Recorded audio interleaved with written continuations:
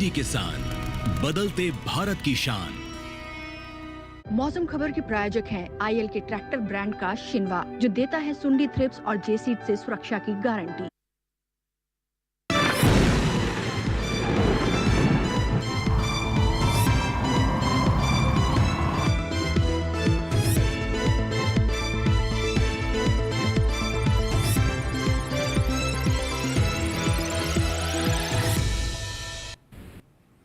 नमस्कार, दूरदर्शन किसान पर आप सभी का स्वागत है। आप देख रहे हैं मौसम खबर और मैं हूं आपके साथ पुलकित शुक्ला। मौसम खबर में आज हम जानेंगे कहां होगी बारिश, कहां कैसा रहेगा तापमान, वायु गुणवत्ता कैसी रहेगी, पर्यटन स्थलों पर कैसा रहेगा मौसम। लेकिन शुरुआत करेंगे हम मौसम के लिहाज से 5 बड़ी खबरों से। 5 बड़ी खबरों पर रुक करते हैं। सबसे पहले बात करते हैं उड़ीसा की, जहां पर तटीय इलाकों में तेज हवाओं के साथ भारी बारिश का रेड अलर्ट जारी कर दिया गया है। तो उड़ीसा को लेकर यह खासकर बड़ी खबर है। गांगे पश्चिम बंगाल की बात करें, जहां पर कुछ जगह तेज हवाओं के साथ भारी बारिश का भी रेड अलर्ट जारी कर दिया गया है। तो ये भी बड़ी खबर। झारखंड की बात कर ले, कहीं कहीं तेज हवाओं के साथ जोरदार बरसात के आसार लगाए जा रहे हैं। झारखंड के मौसम के लिहाज से ये बड़ी खबर। अब आप बात करते हैं केरल की, जहां पर कुछ जगह भारी बरसात की संभावना लगाई गई है। तो केरल के मौसम के लिहाज से ये भी बड़ी खबर। वहीं बात कर लेते हैं तमिलनाडु की, जहां पर कहीं कहीं तेज हवाएं चलने की संभावनाएं बताई जा रही हैं। तमिलनाडु के मौसम के लिहाज से ये बड़ी खबर। ये हुई आज के मौसम के लिहाज से 5 बड़ी खबरें। अब आगे बढ़ते हैं और बात करते हैं पश्चिम बंगाल में उठ रहे चक्रवाती तूफान दाना को लेकर। ये तूफान कितना कुछ आगे बढ़ चुका है और कितना नुकसान पहुंचा सकता है, और इसको लेकर क्या कुछ अपडेट है और वहां के लोगों के लिए क्या कुछ हिदायत जारी की गई है, आइए देखते हैं इस रिपोर्ट के जरिए। बंगाल की पूर्वी मध्य खाड़ी में चक्रवाती तूफान दाना का अलर्ट जारी किया गया है। आईएमडी ने इस तूफान के चलते पश्चिम बंगाल और उड़ीसा के तटीय इलाकों में सतर्क रहने को कहा है। यह चक्रवाती तूफान बंगाल की पूर्वी मध्य खाड़ी से उत्तर पश्चिमी दिशा में आगे बढ़ रहा है। बंगाल की उत्तर पश्चिमी खाड़ी की तरफ बढ़ने के साथ साथ यह तूफान गंभीर रूप ले सकता है। इसके चलते 24 अक्टूबर की सुबह तक उड़ीसा और पश्चिम बंगाल के तटों पर बहुत तेज हवाएं चलेंगी। 25 अक्टूबर की सुबह तक इन चक्रवाती हवाओं की गति 100 किलोमीटर प्रति घंटे से बढ़कर 120 किलोमीटर प्रति घंटे तक पहुंचने के आसार हैं। ऐसे में उड़ीसा और पश्चिम बंगाल के तटों पर और आसपास के इलाकों में लोगों को सतर्क रहने की जरूरत है। अगले 2 से 3 दिन मछुआरों को भी समुद्र में नहीं जाने की सलाह दी गई है। तो पश्चिम बंगाल और उड़ीसा के तटीय इलाकों में रहने वाले लोगों के लिए खास अलर्ट है, क्योंकि आपने देखा कितना खतरनाक तूफान उठ रहा है और इसमें कहीं ना कहीं जान माल के नुकसान हो सकती है। इसलिए सरकार द्वारा जारी की गई गाइडलाइंस को फॉलो करें, सावधान रहें, सुरक्षित रहें। मौसम खबर में आगे बढ़ते हैं और बात करते हैं अपने अगले सेगमेंट के, जिसमें हम बात करेंगे मौसम अलर्ट की। देश भर के तमाम राज्यों में इस समय मौसम के लिहाज से क्या अलर्ट जारी किया गया है, इसको जानने के लिए रुक करते हैं अपनी एआई एंकर भूमि की तरफ। लेकिन उससे पहले बात कर लेंगे मौसम पूर्वानुमान की, जिसमें हम आपको बताएंगे कि आने वाले 24 से 48 घंटों के भीतर कहाँ ज़्यादा बारिश होगी, कहाँ कम बरसेंगे बादल। तो चलिए शुरुआत करते हैं और जानते हैं मौसम पूर्वानुमान में आज क्या कुछ खास है बरसात को लेकर।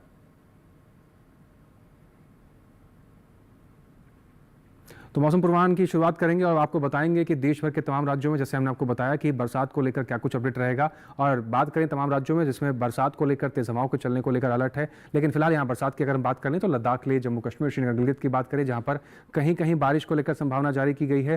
पूर्वी उत्तर प्रदेश की बात करें तो यहाँ पर भी आप देख रहे हैं कहीं कहीं बारिश को लेकर संभावना जारी की गई है। हिमाचल प्रदेश, पंजाब, चंडीगढ़ की बात करें, हरियाणा, दिल्ली या उत्तराखंड की बात करें, कोई बरसात की उम्मीद नहीं है। पश्चिमी उत्तर प्रदेश की अगर हम बात करें तो यहाँ पर भी कोई बरसात को लेकर उम्मीद नहीं है। तो मौसम पूर्वानुमान ने हमने आपको बताया कि कहां कहां पर आपको बारिश देखने को मिलेगी और कहां कोई बरसात नहीं है। वहीं बात करें पूर्वोत्तर राज्यों की, जिसमें अरुणाचल प्रदेश, उप हिमालय, पश्चिम बंगाल, सिक्किम और बिहार की स्थिति आप देख रहे हैं, कहीं कहीं बारिश को लेकर संभावना जारी की गई है। गांगे पश्चिम बंगाल, उड़ीसा की बात करें, यहां पर खास अलर्ट है, अधिकतर जगह बारिश है। यहां को लेकर सरकार ने अलर्ट भी जारी किया है, सावधान रहें। झारखंड में, असम, मेघालय, मणिपुर, मिजोरम की बात करें, कहीं कहीं बारिश आपको देखने को मिल सकती है। बात करें अंडमान निकोबार की, अधिकतर जगह बरसात को लेकर संभावना जारी की गई, यहां पर आप देख पा रहे हैं। और वहीं अगर बात करें लक्षद्वीप की, तो यहां पर कई जगह पर बरसात आपको देखने को मिलेगी। केरल, भीति दक्षिण कर्नाटक में भी यही स्थिति देखने को मिलेगी। तमिलनाडु, पुडुचेरी, रायलसीमा, तटीय आंध्र प्रदेश, भीति कर्नाटक की बात करें तो कई जगह बरसात आपको देखने को मिल सकती है आने वाले 24 से 48 घंटों के भीतर।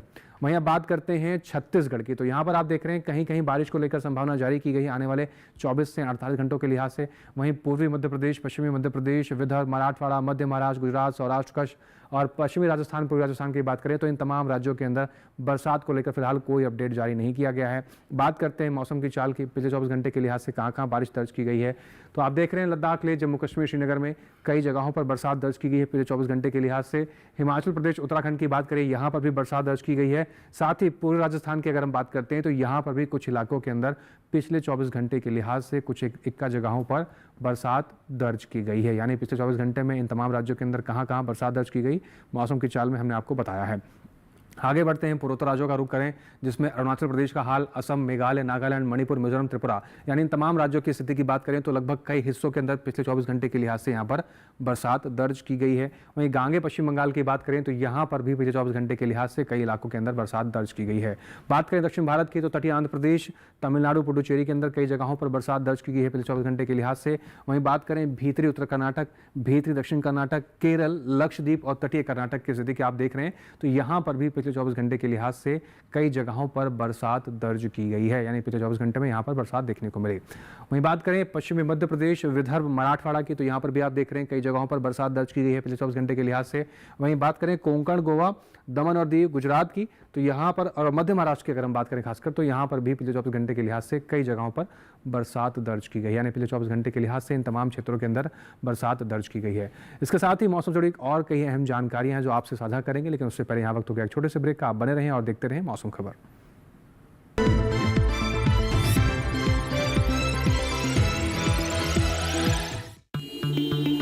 Sir 50,000 advance. पर इतना कैश तो हम नहीं लाए। और आज बैंक भी बंद है। इलाज है डिजिटल पेमेंट का आसान सा ढूंढ। लेकिन अरे रे घबराइए मत, सावधानी के साथ करेंगे तो कोई साइड इफेक्ट भी नहीं होगा।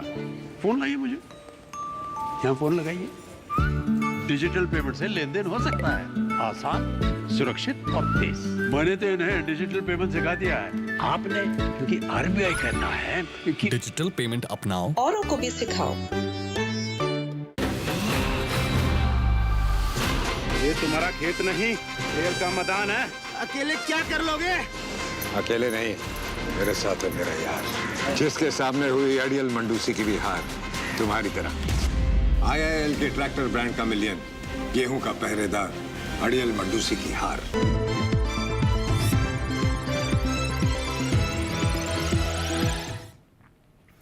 ब्रेक के बाद एक बार फिर से आप सभी का स्वागत है। आप देख रहे हैं मौसम खबर।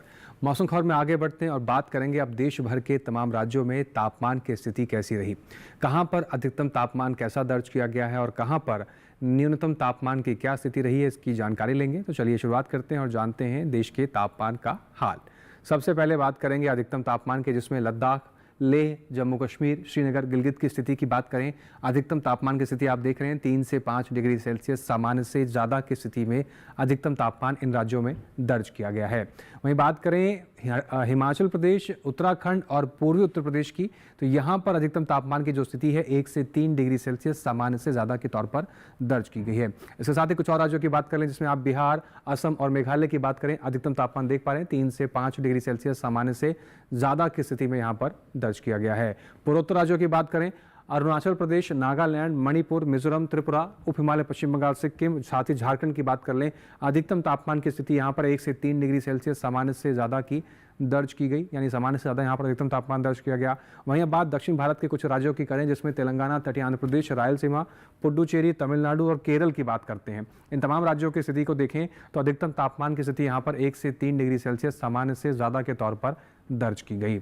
वहीं बात करें पूर्वी मध्य प्रदेश, छत्तीसगढ़ और विदर्भ की, यहाँ पर भी आप देख रहे हैं अधिकतम तापमान सामान्य से ज़्यादा 1 से 3 डिग्री सेल्सियस दर्ज किया गया है। यहाँ पर भी सामान्य से ज़्यादा ही तापमान दर्ज किया गया। बात करें देश में सबसे अधिक तापमान की, पश्चिमी राजस्थान के पोखरण में देश में सबसे अधिक तापमान रिकॉर्ड किया गया 37.2 डिग्री सेल्सियस के साथ। वहीं बात करेंगे न्यूनतम तापमान की स्थिति कैसी रही। पंजाब, चंडीगढ़, पश्चिमी राजस्थान, पूर्वी राजस्थान, गुजरात, मध्य महाराष्ट्र की बात करें, न्यूनतम तापमान की स्थिति 5 डिग्री सेल्सियस सामान्य से ज़्यादा दर्ज की गई है। तो न्यूनतम तापमान यहाँ पर सामान्य से ज़्यादा 5 डिग्री सेल्सियस दर्ज किया गया। वहीं बात करें असम, मेघालय, उप हिमालय, पश्चिम बंगाल, सिक्किम, बिहार, पूर्वी उत्तर प्रदेश, पश्चिमी उत्तर प्रदेश की, तो इस पूरे बेल्ट की अगर स्थिति की बात करें, न्यूनतम तापमान की स्थिति यहाँ पर 3 से 5 डिग्री सेल्सियस सामान्य से ज़्यादा के तौर पर दर्ज की गई है, यानी न्यूनतम तापमान यहाँ पर सामान्य से ज़्यादा देखने को मिला। बात करें उड़ीसा, छत्तीसगढ़, पूर्वी मध्य प्रदेश, पश्चिमी मध्य प्रदेश की, तो इन जगहों पर न्यूनतम तापमान की स्थिति 1 से 3 डिग्री सेल्सियस सामान्य से ज़्यादा दर्ज की गई।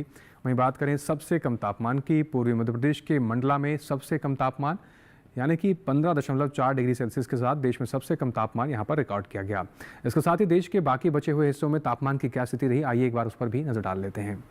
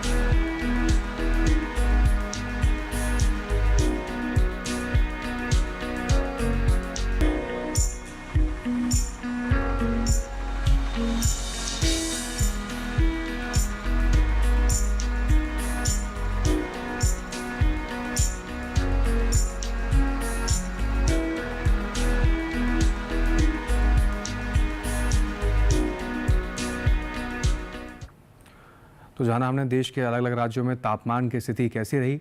आगे बढ़ेंगे, मौसम खबर में कुछ और अहम जानकारी आप तक पहुंचाएंगे, लेकिन उससे पहले यहाँ लेंगे एक छोटा सा ब्रेक। आप बने रहें और देखते रहें मौसम खबर।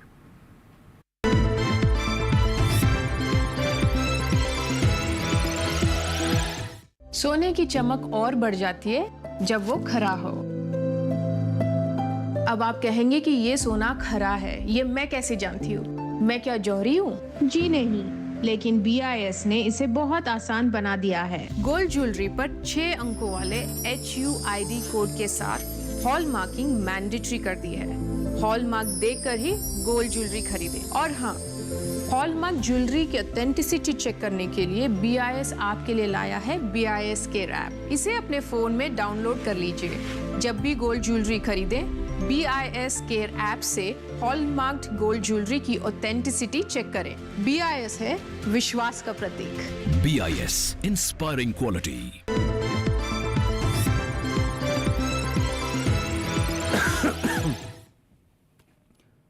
ब्रेक के बाद एक बार फिर से आप सभी का स्वागत है। आप देख रहे हैं मौसम खबर। मौसम खबर में आगे बढ़ते हैं और अब बात करते हैं देश भर के तमाम राज्यों में वायु गुणवत्ता की स्थिति कैसी रही, किस राज्य में वायु गुणवत्ता किस श्रेणी में दर्ज की गई। इसको जानने के लिए एक बार रुख करते हैं अपने AI एंकर भूमि की तरफ।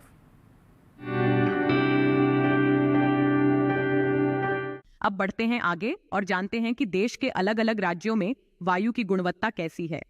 सबसे पहले बात देश की राजधानी दिल्ली की। यहाँ वायु गुणवत्ता सूचकांक 220 दर्ज किया गया, जो कि थोड़ी खराब श्रेणी में आती है।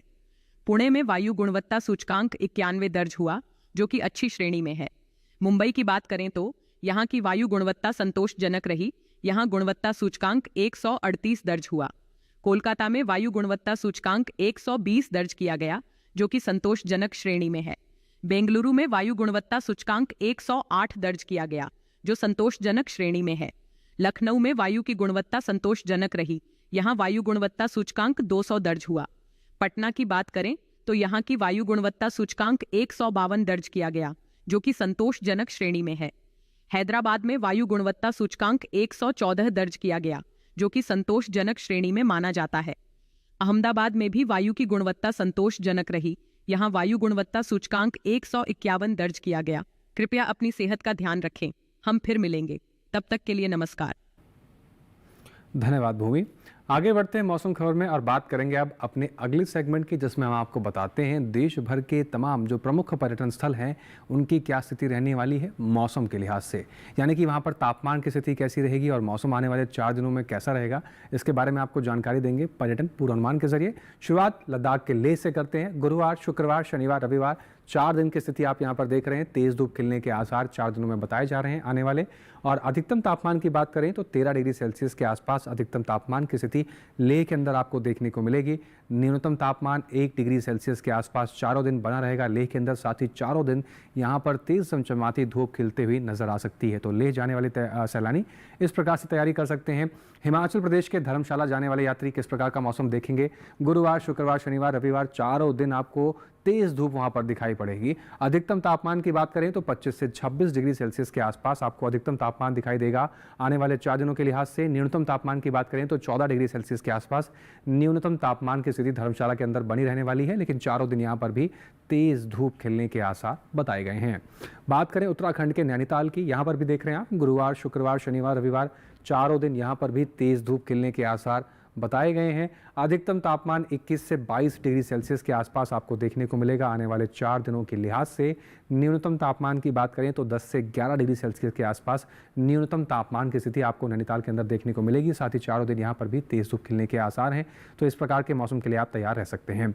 उत्तर प्रदेश के आगरा चलते हैं, जहाँ पर गुरुवार, शुक्रवार, शनिवार, रविवार 4 दिन की स्थिति आप देख रहे हैं। तेज धूप खिलने के आसार आगरा में बताए जा रहे हैं। अधिकतम तापमान आगरा के अंदर 33 डिग्री सेल्सियस के आसपास बना रहेगा आने वाले 4 दिनों के लिहाज से। न्यूनतम तापमान की बात करें तो 19 डिग्री सेल्सियस के आसपास न्यूनतम तापमान की स्थिति आप देख पाएंगे आने वाले 4 दिनों के लिहाज से, और चारों दिन यहाँ पर भी तेज धूप खिलने के आसार बताए गए हैं। मध्य प्रदेश के चित्रकूट की बात करें, गुरुवार, शुक्रवार, शनिवार, रविवार चारों दिन यहाँ पर आप देख रहे हैं धुंध छाए रहने को लेकर संभावना जारी की गई है। अधिकतम तापमान 32 डिग्री सेल्सियस से लेकर 34 डिग्री सेल्सियस तक जाने के अनुमान है।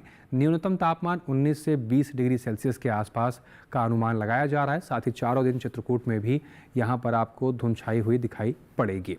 राजस्थान के जैसलमेर की बात करें, गुरुवार, शुक्रवार, शनिवार, रविवार 4 दिन का मौसम का हाल आप देख रहे हैं। चारों दिन यहाँ पर तेज धूप खिलने के आसार बताए गए हैं। जैसलमेर में अधिकतम तापमान 38 से 40 डिग्री सेल्सियस के आसपास जा सकता है आने वाले 4 दिन के लिहाज से। न्यूनतम तापमान की स्थिति पर नजर डालें तो 23 से 24 डिग्री सेल्सियस के आसपास न्यूनतम तापमान की स्थिति आपको जैसलमेर के अंदर देखने को मिलेगी। साथ ही तेज धूप खिलने के आसार हैं। बात करें पश्चिम बंगाल के जलपाईगुड़ी की, गुरुवार, शुक्रवार, शनिवार, रविवार 4 दिन के भीतर बादल छाए रहेंगे। कुछ एक इलाकों में हल्की फुल्की धूप खिलने के आसार बताए गए हैं। अधिकतम तापमान 31 से 32 डिग्री सेल्सियस के आसपास जा सकता है। न्यूनतम तापमान 19 डिग्री सेल्सियस के आसपास आपको देखने को मिलेगा जलपाईगुड़ी के अंदर। और खासकर पश्चिम बंगाल के तटीय इलाकों को लेकर अलर्ट जारी किया गया, वहां पर भी आप सावधानी बरते जाने से। बात करते हैं आंध्र प्रदेश के अमरावती की, गुरुवार, शुक्रवार, शनिवार शुरुआत के 3 दिन बारिश को लेकर संकेत जारी किए गए हैं। रविवार को मौसम में परिवर्तन देखने को मिलेगा, बादल छाए रहेंगे। कुछ एक इलाकों के अंदर धूप भी खिलती हुई नजर आ सकती है। अधिकतम तापमान 33 से 34 डिग्री सेल्सियस के आसपास आपको देखने को मिलेगा आने वाले 4 दिनों के लिहाज से। और न्यूनतम तापमान की स्थिति की बात करें तो 25 से 26 डिग्री सेल्सियस के आसपास न्यूनतम तापमान की स्थिति आपको देखने को मिल सकती है। बात करें कर्नाटक के मैसूर की, गुरुवार को बारिश को लेकर संकेत जारी किए गए हैं। शुक्रवार, शनिवार, रविवार बाकी के 3 दिन मौसम में परिवर्तन देखा जा रहा है। बादल छाए रहेंगे और कुछ क्षेत्रों में हल्की फुल्की धूप खिलती हुई नजर आ सकती है। अधिकतम तापमान की बात करें तो 28 से 29 और 30 डिग्री सेल्सियस तक अधिकतम तापमान जा सकता है मैसूर के अंदर। न्यूनतम तापमान की स्थिति सामान्य रहेगी, चारों दिन 20 डिग्री सेल्सियस के आसपास दिखाई पड़ सकता है। वहीं बात करें महाराष्ट्र के औरंगाबाद की, गुरुवार, शुक्रवार, शनिवार, रविवार 4 दिन मौसम का हाल। यहाँ पर तेज धूप खिलने के आसार बताए जा रहे हैं। संकेत इस प्रकार से हैं, अधिकतम तापमान 32 से 33 डिग्री सेल्सियस के आसपास बताए जा रहे हैं आने वाले 4 दिनों के लिहाज से। वहीं न्यूनतम तापमान की बात करें तो 19 से 20 डिग्री सेल्सियस के आसपास न्यूनतम तापमान की स्थिति आपको देखने को मिलेगी आने वाले 4 दिनों के लिहाज से औरंगाबाद में। तो महाराष्ट्र के औरंगाबाद का मौसम और तापमान की स्थिति कुछ इस प्रकार से रहने वाली है और इन तमाम पर्यटन पूर्वानुमान के जरिए हमने आपको जानकारी पहुंचाई। अब बात करेंगे देश भर के तमाम किसानों की फसलों को लेकर। जहां पर ज़्यादा बरसात हो रही है और जहां पर इस समय फसल नहीं लगाई गई है, उन वहां तमाम जगहों पर किसान भाई कैसे कृषि कार्य करें, किन बातों का ध्यान रखें जिससे आपकी फसल उत्पादन की क्षमता पर कोई असर न पड़े, आइए जानते हैं अपने AI एंकर कृष के जरिए।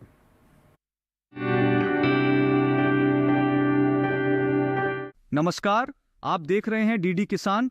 मैं हूं AI कृष और आज हम पश्चिम बंगाल और ओडिशा में होने वाली खेती किसानी से संबंधित सलाहों के बारे में पूरी जानकारी देंगे। पश्चिम बंगाल के तटीय खारे इलाके में जल्दी से तैयार सब्जियों की तुड़ाई कर लें। यहाँ के किसान बारिश की संभावना को देखते हुए तैयार उड़द की कटाई में जरा भी देरी ना करें। फसलों को कटाई के बाद सुरक्षित स्थान पर रखें।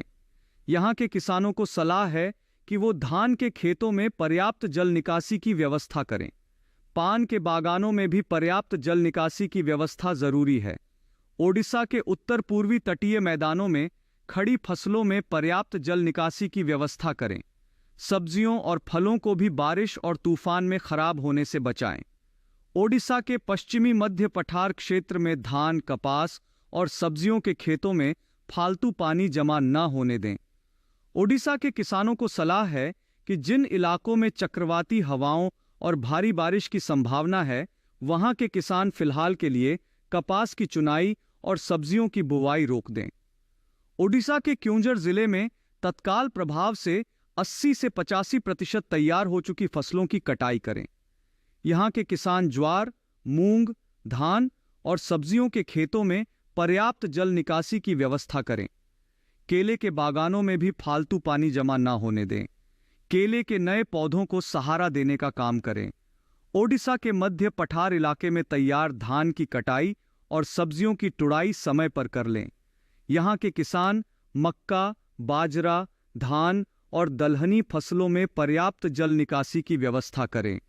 ओडिशा में सब्जियों की नर्सरी और नए पौधों को भारी बारिश में बर्बाद होने से बचाने के लिए सफेद पॉलीथीन से कवर करें।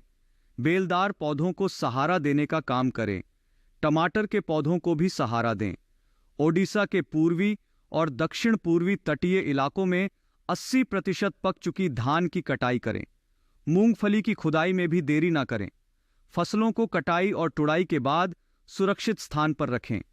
इसी तरह कृषि और किसानों से जुड़ी हर महत्वपूर्ण जानकारी के लिए हमारे साथ जुड़े रहिए और देखते रहिए डीडी किसान। धन्यवाद।